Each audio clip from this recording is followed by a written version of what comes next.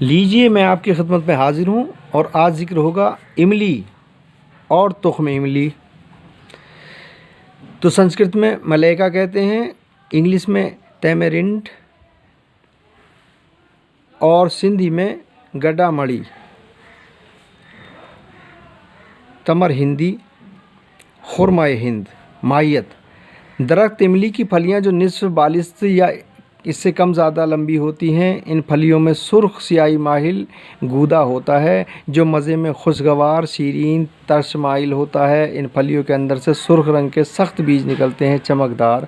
پھلیوں کا گودا اور بیجوں کا تخم بطور دوا مشتمل ہے۔ پہلے گودے کا ذکر کرتے ہیں، اس کے بعد میں بیجوں کا ذکر ہوگا۔ مزاج: سرد خشک۔ افعال: مسل، صفرا، مسکن، صفرا خون، مفرہ۔ استعمال: املی کا شربت بنا کر موسم گرما میں اور صفراوی بخاروں میں صفرا کو خارج کرنے کے لیے، پیاس کو تسکین دینے کے لیے یعنی پیاس کو بجھانے کے لیے، جنہیں زیادہ پیاس لگتی ہے اس کو استعمال کرتے ہیں اور تفریح کے لیے غرض سے پلاتے ہیں۔ اسی طرح قے اور متلی کے لیے یعنی قے اور متلی بند کرنے کے لیے دیتے ہیں۔ ضرب میں ایلوے کے ہمراہ املی کے گودے کی گولیاں بنا کر استعمال کرتے ہیں۔ خفقان ہار میں بھی مشتمل ہے۔ جوارس تمر ہندی اور شربت تمر ہندی اس کے مشہور مرکب ہیں۔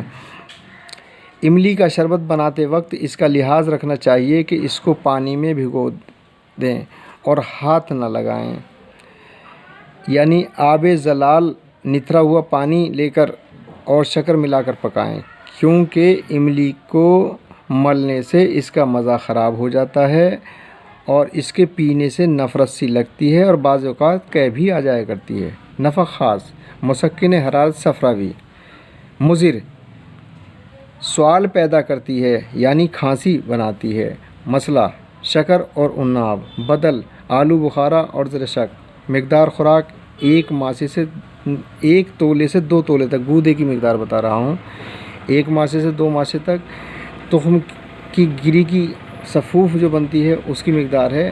مزید تحقیقات: کیمیابی تجزیے سے ذریعے پتہ چلا ہے کہ املی میں حسب ذیل اجزاء پائے جاتے ہیں: tartaric acid, tartrate of potassium, citric acid اور دیگر اسی قسم کے ایسڈ پائے جاتے ہیں۔ مشہور مرکبات: جوارس تمر ہندی، شربت تمر ہندی وغیرہ۔ تخم املی کا اب ذکر کرتے ہیں۔ تخم املی نہایت سخت ہوتے ہیں، تصویر آپ کے سامنے ہے موجود۔ سرخ سیاہی مائل رنگ ہے، چمکدار۔ توڑنے پر اندر سے سفید مغز نکلتا ہے جو بطور دوا مشتمل ہے۔ مزاج اس کا بھی سرد خشک ہوا کرتا ہے۔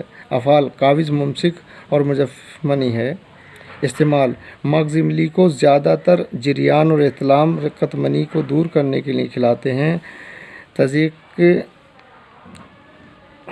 کے لیے اس کے صفوف کو حمول کرتے ہیں اور بعض ورموں کو پکانے اور تحلیل کرنے کے لیے ضماد لگاتے ہیں۔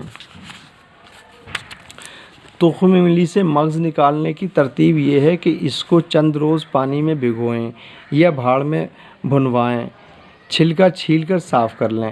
بھنوانے سے خشکی میں اضافہ ہو جاتا ہے، بہتر پانی میں بھگو کر اچھا رہتا ہے۔ پانی میں بھگو کر اس کا صاف کرنا چاہیے مغز اور اوپر کا چھلکا اتار دینا چاہیے۔ نفع خاص: رقت کے لیے مشہور ہے۔ مضر: قبض پیدا کرتا ہے۔ مسئلہ: شکر یا ترنجبین۔ مقدار خوراک: 1 ماشا سے 2 ماشے تک۔ سویت پردر لیکوریا میں بھی مہیلائیں اسے استعمال کریں، مردوں کو بھی دھات میں پریوگ کرنے سے شیگھر لابھ ملتا ہے۔